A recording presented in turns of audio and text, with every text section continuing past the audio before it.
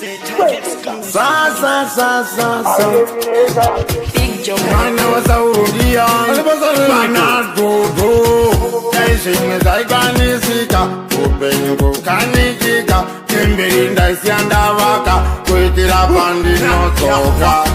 Agagare sauro Anangu karanike papa Tita vita iwe ntwe solo Saka kimbiri Iuchai waka ikilisha Agagare sauro Anangu karanike papa Tita vita iwe ntwe solo Saka kimbiri Iuchai waka ni mapako waka simba Unyangwe vangwe Waka shiramba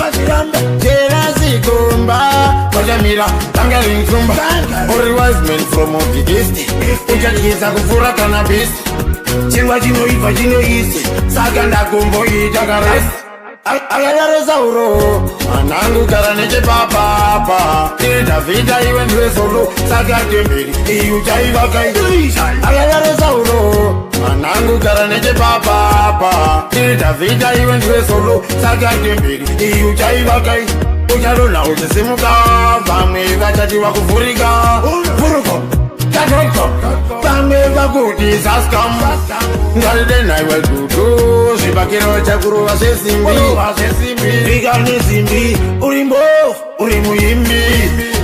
Agagare sauro Anangu karanike papa Tita vita iwe ntwe solo Saka kimbiri Iuchai waka ikilisha Agagare sauro Anangu karanike papa Tita vita iwe ntwe solo Saka kimbiri Iuchai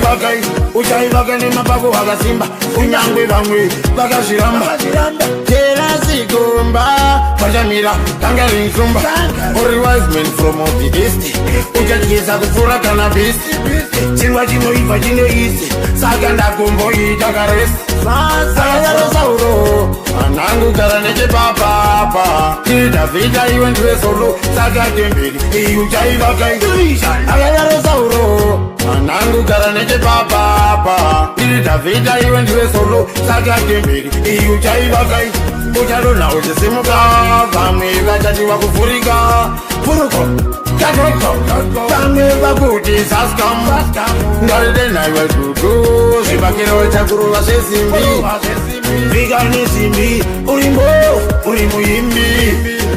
Agagare sauro Anangu karanike papa Tita vita iwe ntwe solo Saka kimbiri Iuchai waka ikilisha Agagare sauro Anangu karanike papa Tita vita iwe ntwe solo Saka kimbiri Iuchai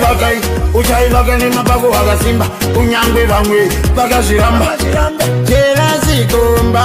Wajamira Tangari nsumba Ori wise men from the east Ujakiza kufura cannabis